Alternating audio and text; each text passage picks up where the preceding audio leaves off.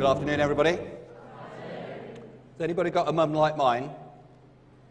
Quite a common thing that mums do, who finishes every sentence you start before you've got to the end of your sentence. Right. Anybody do that themselves? Right. My mum, bless her, at the age of 90, is still capable. And it's one of the things that all human beings do, is we jump to conclusions, don't we? Another word for that is prejudging. You think you know what's happening when you don't. Give you a very quick story just to illustrate what I'm talking about before I get into my talk. There's two businessmen coming home from a meeting one day. It's getting a bit late, and they've decided to take a shortcut across country. Sat-nav says it's a shortcut, so they go down this lane, and car breaks down. Middle of nowhere, dark night. They see a light in a field. They presume it must be a farmhouse. So they trudge down to this farmhouse. They explain to the lady who answers the door what's going on, and said, would it be possible for us to stay the night? And the lady says, yeah, sure. She said, but you need to understand, you know, it's a very small community here, and being a widow, I've got my reputation to think of, so if you wouldn't mind, would you mind sleeping in the barn? It's dry, it's comfortable. They said, yeah, sure. So they slept in the barn that night. Next morning, managed to get the car sorted out, and they were off. 9 months later, one of them gets a letter from this lady, this widow's solicitor. And he reads the letter. He thinks, this is weird. This can't be. What's going on? Eventually, he rings up his colleague and he says, do you remember 9 months ago, car broke down. We stayed at the widow's farm. The guy says, yeah. He said, during the night, did you wake up at all? He said, yeah. He said, you didn't go up to the farmhouse, did you? He said, well, yeah, I did actually. He says, when you went to the farmhouse, you saw the widow? He said, yeah. Did you spend the night with her? He said, well, yeah, I did. He said, and in the morning, did you give her my name and address? Right. And the guy said, well, I have to own up, yes, I did. Why? He said, well, I've just had a letter from her solicitor. She's just died, left me £1 million.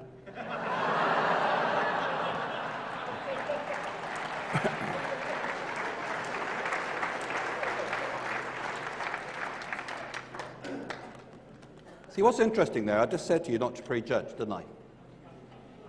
The only reason that story was funny is because you will jump to a conclusion. Anybody remember the old Bruce Lee movies of the 1970s? I was a great fan, still am. One of them, Bruce Lee, is stood there and he's holding this cup of tea, and the master guru guy is pouring tea into the cup, and the cup starts overflowing and it burns Bruce Lee's hand, and he chucks it on the ground. He says, what are you doing? And he said, the master says, well, the problem is, he said, that cup of tea was a bit like your mind. He said, your mind is so full that anything I try to put into it just flows out again. So over the next 20 minutes, try and empty your mental cup. Try not to prejudge anything. And I want you to try and look at this as though you've got totally fresh eyes, even if you've been in the business for 10 years.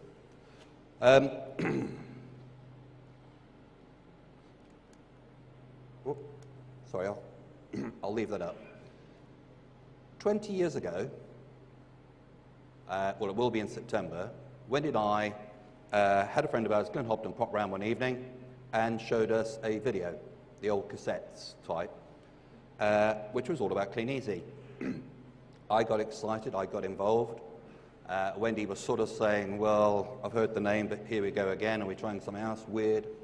And I started up, signed up. That was in the days when you've got a kit and all your catalogues all together, all at one go. I had a load of catalogues. Spent the evening putting them together, and the next morning, 6 o'clock, I'm off delivering 200 catalogues. Got to be home by 8 o'clock because I've got to get ready to go to work. And as I'm out there putting those catalogues out, I'd seen I knew that Glenn was already doing well in the business and it was working for him. There was a guy called Jim Nicholson who was already picking up sort of £9,500 a month income, so I knew the money was there. But there I was putting out those catalogues, and I think we're all the same, and if you're just starting or you're just about to get started, you'll go through this as well. I'm putting the catalogues thinking, yeah, but is it going to work for me? And it's funny how we circumvent our logic circuits sometimes, and we think we're going to be unique enough for it not to work. And I'm out there doing that, and little did I know that this funny little cataloguing thing, which was going to get me out of my job, hopefully, and certainly make us some extra money, that over the next 20 years, or 19 and a half years now, as a result of me putting those catalogues out and telling a few other people they could do the same and them doing the same, that resulted in £178 million worth of sales. Isn't that incredible? Who would have thought?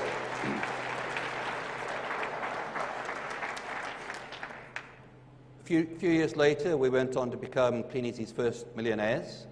That's back in the day when £1 million was quite a lot. Okay? And as you know, there's quite a few of them now. But if you'd come to me on that morning when I was putting those first lot of catalogues out and said, Chris, do you realise that what you're doing now is going to result in £178 million worth of sales over the next 19 years? You're going to become millionaires. You're going to end up living in a £1 million house with your own tennis court and swimming pool and all the other things that Kleeneze has done for us over the years. Can you imagine what my answer would have been to you? Oh, I thought you're mental.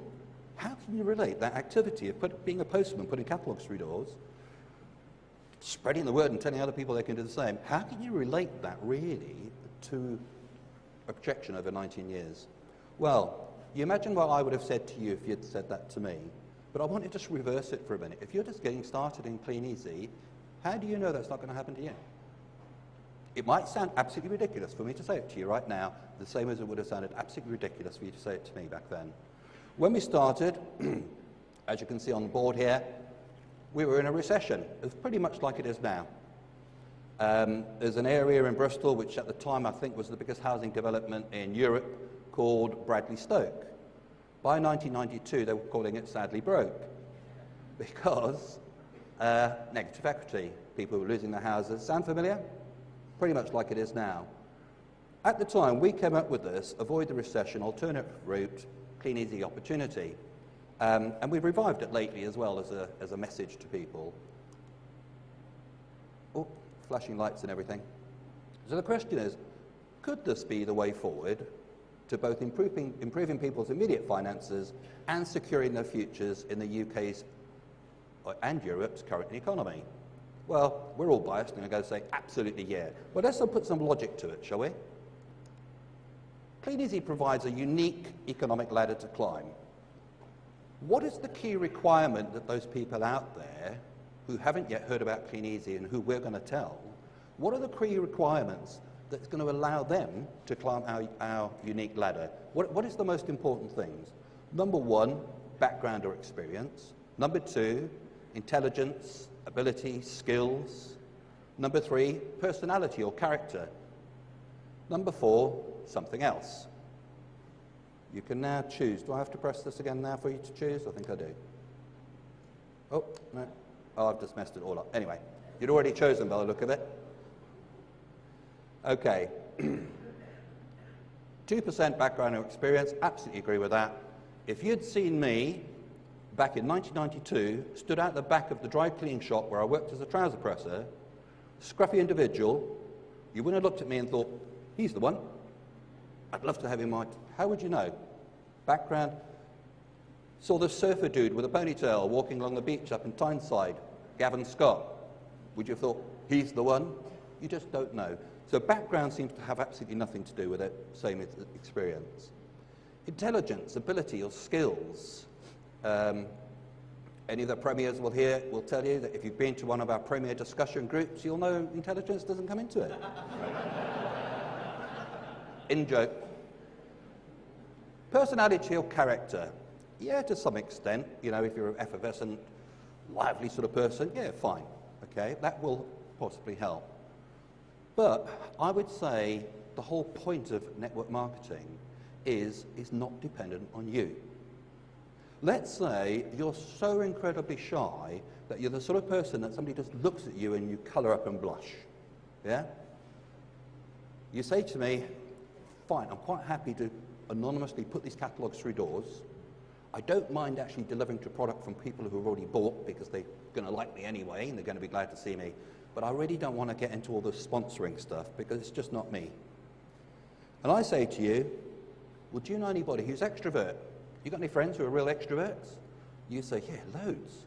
I say, well, I'll tell you what, why don't we go and sponsor all your extrovert friends? They can do all the team building, you can just carry on retailing. Do you see how that works? It's not about you, your abilities, it's about the people you introduce. The same analogy obviously is often used with time. You know, if you've only got 5 minutes a day to spend on Kleeneze, you go and recruit some people who've got 8 hours a day to spend, and that's because it's all inclusive. Or 34%, something else. I happen to think that that is the thing. It's the ability to work hard, knuckle under, and stick with something. Yeah? I think that is probably the common denominator. If you talk every successful person in this room, the one thing that links them all is their ability to work hard and stick with it. Remember, the bottom of the ladder is crowded, not the top. What do I mean by that? Right. If you're in a normal job, how many people can get to become senior manager? How many people are allowed to get to managing director, etc., etc.? Okay? It's usually one, isn't it? If you're in the army, how many people can get up to being colonel? Only a few. Kleeneze, how many people are allowed to earn £10,000 a month? At what point is Kleeneze going to say, whoops, we've got enough SEDs now, too late, you can't do it anymore, we've got enough There is no limit. Everybody, but everybody who joins Kleeneze is allowed to get to the top of the ladder. Everybody, without exception. And there won't be anybody saying, ooh, not you, right? They'll all be saying, yes, please, you. Right. So, we've established everybody could join this business as long as they're prepared to work. If they're lazy, don't want to get off their bums, chances are they're not going to be very successful. But anybody who likes this, look at all the opportunities, prepared to work hard, we could save them from the recession. Maybe manage to keep their house, whatever is happening in their lives. So, what are they going to have to do? Well, number one, when we first started, the only option we had on retail was hundreds of catalogues through letterboxes and pick them up. And that's pretty much what everybody did, and today pretty much what most people still do, and a really successful way of doing the business. Since then, though, we've added a few extra things, like online shopping, which people really aren't utilizing to the max at the moment. Party plan, as you've heard. Party plan is just amazing. As far as I'm concerned, party plan, done properly, does the whole business for you. The three priorities, if I was doing a party, would be number one, my number one priority of doing that party would be to recruit you, the host or hostess. That would be number one. Number two would be, get some more parties booked. Number three would be, get some sales as well. What do I mean by that? I'd rather have a party of £50 with 4 parties booked and 2 people recruited than a party of £400 with none of the above. Does that make sense? Right. The retail is like having your own corner shop. You've now got your own little corner shop. You can have as many customers as you want. Oh, I think we've also got the Easy Spy one on there. And then the company says, but you're also allowed to build a chain of stores. So you've got your own little corner shop that you can build to as big or as small as you want it to be. You can now introduce other people, a chain of stores, and you earn a residual income on that. So if you're business-minded, you're a franchisee and a franchisor. You get to get best of both worlds. Fantastic business. So you put out catalogues, you do parties, whatever your method, or maybe you're doing a combination of both, and preferably a little bit of everything, like Lisa said, all the rods in the pond. And you sponsor me. You have no idea how to do parties, and I want to do parties. You don't even need to know how to coach people, because you can take them to the company trainings or your upline trainings. You don't know how to, you've just joined the business, somebody asks you an awkward question, you say, oh, that's a good question, I'll go and ask our upline. And you all learn while you're training. Does that make sense? So even that, you don't have to do yourself. So these very two simple activities of retailing a product, having a little corner shop, telling other people they can do the same, could lead to lifestyle. That's what most people think of as lifestyle. That is actually a boat that we all went on for one of our conferences, which was the Sea Goddess. Absolutely amazing. But lifestyle isn't necessarily that. Lifestyle is, did you know, for most people on an average income, in an average household, by the time they've paid their mortgage, they've paid out for the kids, they've paid all the things they have to pay, groceries, etc., rent, rates, blah, blah, blah, they say, about £20 to £30 a month which is their own money that they can do what they like with. 20 or 30 pound that they can just go and say, oh, I'm going to go mad and splash out 30 quid, right? If you show them how to make £100 a month extra, you've quadrupled their lifestyle money. Do you see that? Lifestyle could be having a holiday this year instead of not having a holiday this year because you couldn't afford it. Or you can take it all the way up to the luxury items, which I'll show you in a minute. Unrestricted income, what do I mean by that? Unrestricted income, I prefer that word as opposed to unlimited income. Unrestricted means there is no restrictions. It means if you want to put catalogues under your bed and not do anything, you're allowed to. You're allowed to earn nothing if you want to. Nobody's your boss. Nobody's going to come along and say, oi, get those catalogues out now, otherwise I'm going to fire you. No. Or you can go absolutely crazy, mental like I did. Put catalogues out through... Is anybody, after about 3 weeks of joining, you're driving along the road to work and you're looking at doorsteps? Like that? Have you done that? All of a sudden, every house you go past has got a little pound sign on the door, hasn't it? You know, it's like, right? And you just went crazy like an evangelist, trying to recruit everything that came within reach, right? Not everybody wants to do that, but what happens is you start going up the unrestricted income instead of staying where you were. When I first joined, Clint came round, showed me that DVD. We lived next door to an SO garage at the time. I ran next door to get some cigarettes before they closed. Girl behind the counter, I said, by the way, I sort of knew her from going in there. By the way, do you know anybody around here needs a second income? And she said, what's that doing? And I said, Kleeneze, you know the catalogues that go through the doors? And her face dropped. And I could see, oh, she's not interested. And split second, I was thinking, why did I say that? That's not why I joined. I didn't join because I thought, oh, fantastic, I can trudge the streets putting catalogues out. Did anybody here join because they wanted to go around putting catalogues out? No. Anybody here join because you like the idea of trying to recruit the rest of the world into something? That's just the vehicle, isn't it? So why was I discussing the vehicle with her instead of the journey? So I said to her, first thing that came to my mind, well, I'll tell you what, it's the only way I found of making £50,000 a year. And she said, how much? I said, well, there's people making far more than that, but I'll be quite happy with 50. How about you? She said, you're right. So I ran home, got the video, dropped it into her. Next day, she came over with 2 friends, and they all joined. So, subliminal message there, how long should you wait after you've joined before you sponsor your first person? Wait at least 10 minutes. And luxury, Wendy says that for every year we've been in Kleeneze, there's been at least 1 new car.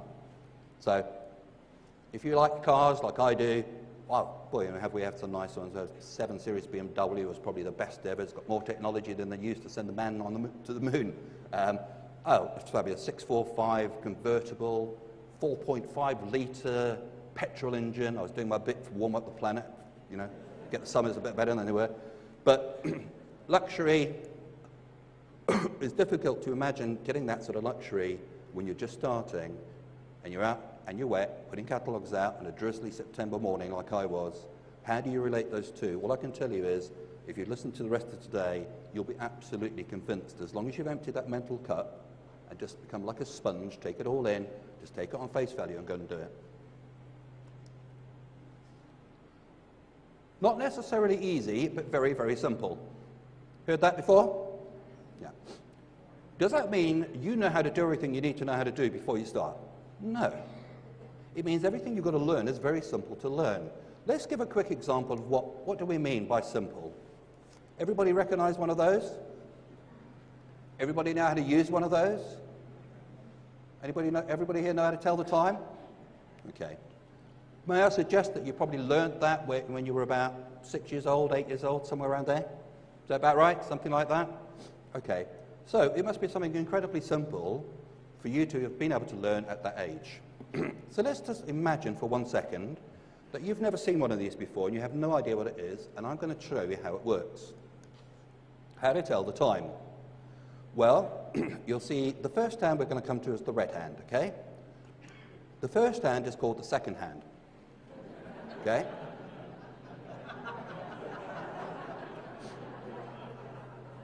With me so far? Yeah. Right. You're not confused at all by now, are you? Right. The second hand is the minute hand. But we just said, hang on, the first hand's the second hand, but the second hand now is the minute hand. Okay. The minute hand is the hour hand. Okay. Now you're with me so far, aren't you? Now imagine this. When the second hand, which is the minute hand, points at the 1, it's 5 past. Right. Obviously, when it points at the 3, it's 1/4 past. And at the 7, it's 25 to. How many of you at this point are going, that looks way too complicated, Chris? If you'd never seen this before, right? But you know what? It really is simple, because you learned how to do that when you were 6, 8 years old. Now, some things that you learn in Kleeneze look complicated, but there's nothing, and I mean nothing, that you have to learn in Kleeneze that you couldn't have learned how to do when you were 6 to 8 years old. That's how simple it is. Does that make sense? Right. What were the 3 most important things that Wendy and I found simple to do, or simple to learn how to do when we first started? Number 1, setting goals to change our future. It amazes me how many people don't take the time to do this, or don't read a book to learn how to do it properly, or listen to some Jim Rohn tapes, or Darren Hardy. Everybody remember Darren Hardy? If you don't, talk to your upline, get some of his information. It doesn't just give you things like cars and holidays and all the things that goal setting is aiming towards. What it does, it gives you the self-motivation to make you do the things you don't feel like doing sometimes. Anybody can hang in there when it's all going great, can't they? It's when everything seems to be going wrong, as does happen and will happen in any endeavour we try, and Kleeneze is no different. What makes you hang in there when it just doesn't seem to be going right for you? Okay? It's the Harley Davidson. It's that trip to Disney World. It's paying off your mortgage early. Whatever the goals are that you had. Because as Jim Rohn says, if you're waiting for somebody to come along and motivate you, what if they don't turn up? We've got to be self-motivated in this business. So we found that really simple to do. Do we have to learn how to do it properly? Yeah. It's not just a case of grabbing a picture and putting it on a cupboard. Do some studying. We found it really easy to attend every meeting and training we possibly could. We wanted to be influenced by the people. We wanted to learn. I needed to get all the information I could. I was just like, in the early days, Chris Mason-Paull turned up at a meeting. I had a reputation of people saying, whatever you do, avoid Chris Mason-Paull after the meeting, because he'll get you in a corner, he'll milk you dry. And that's what I did. And I see people today go to meetings, and they have an opportunity to talk to Bob Webb or somebody who's done really well in the business, and they spend 20 minutes trying to impress Bob with how great they are, instead of shutting up and listening to what Bob's got to say. Big tip, guys, big tip. We found it really easy to do that.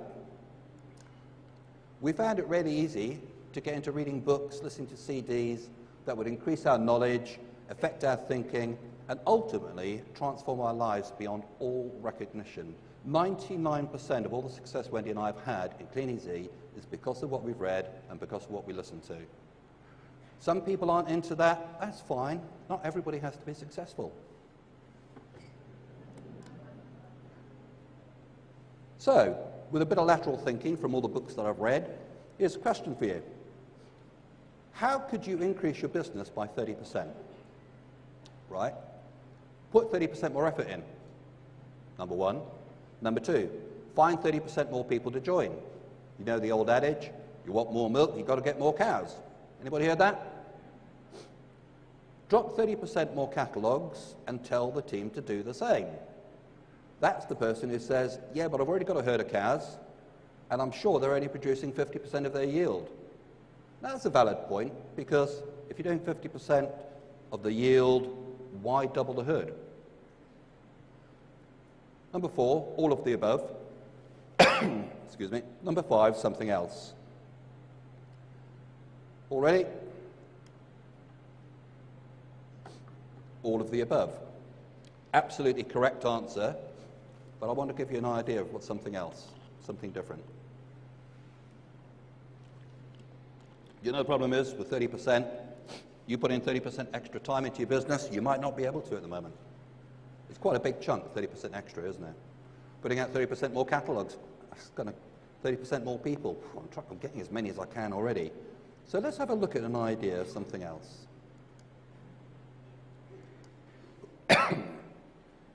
Find 3 areas that you can increase by 10%.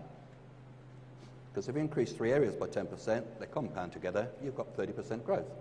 Yeah? Makes sense? 3 times 10 equals 30. Total growth, put only 10% effort. Hey, that sounds better, doesn't it? Interested? Okay. Let's focus on what we can control immediately, i.e. our corner shop. And, oh, excuse me. Number 1 rule of leadership is setting the example. Your corner shop sets the example, and you'll get some of the people in your team will follow you, and the growth should come through duplication. So, how often, this is a question for you, how often do you drop your catalogues to existing customers? Every 8+ weeks, every 6 to 8 weeks, every 4 to 6 weeks, or more frequently than that?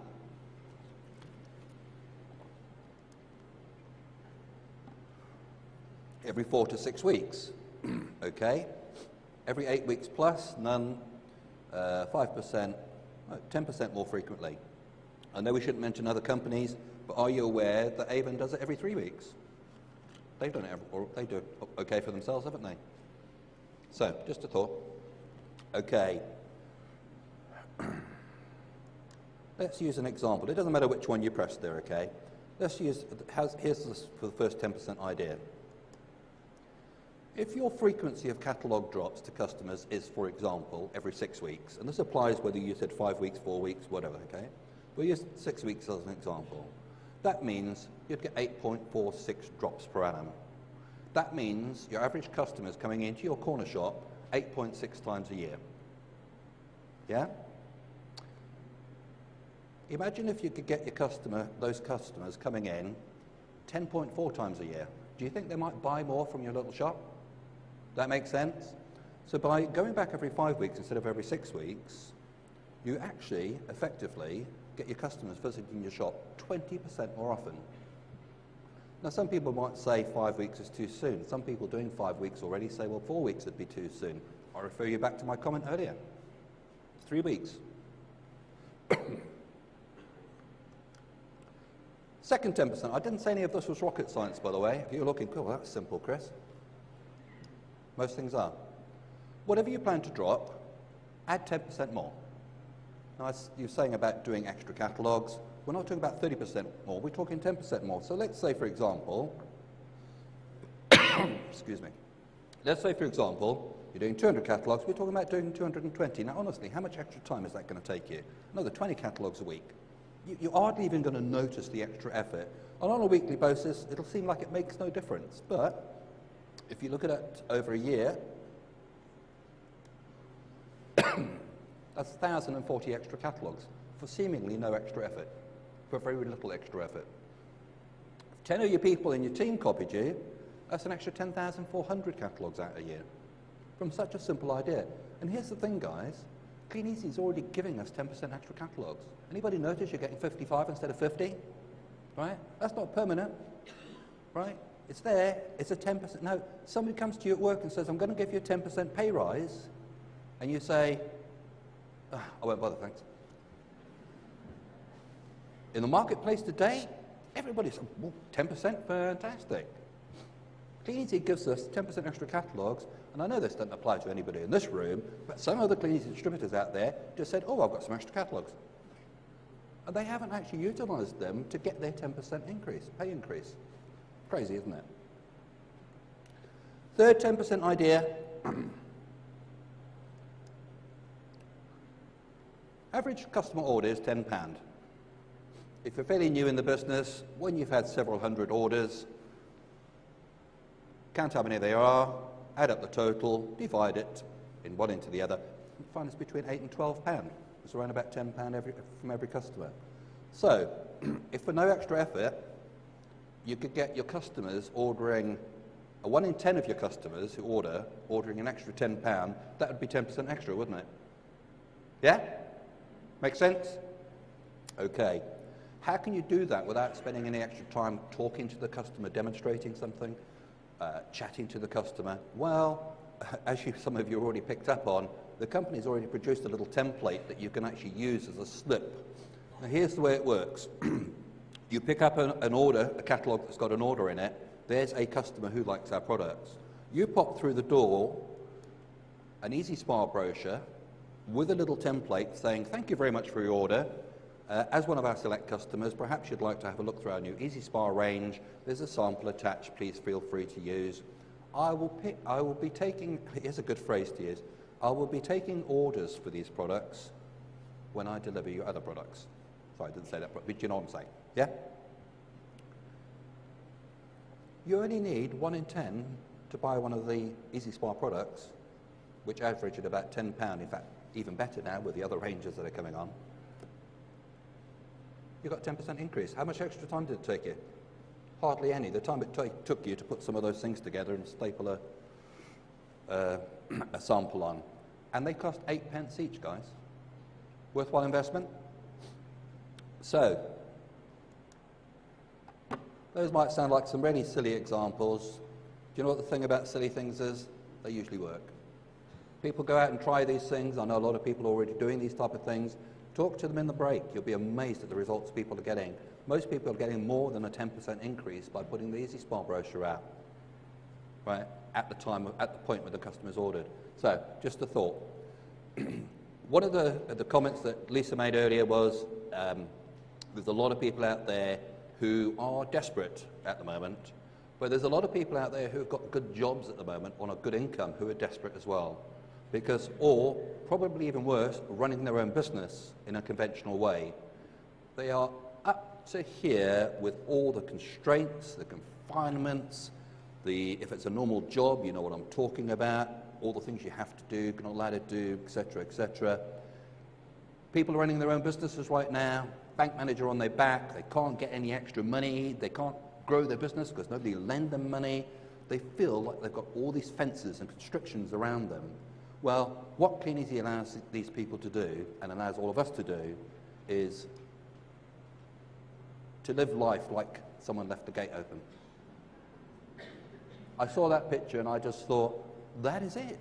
You join Kleeneze, your gate's open. So I suggest you enjoy your escape. Thanks for listening.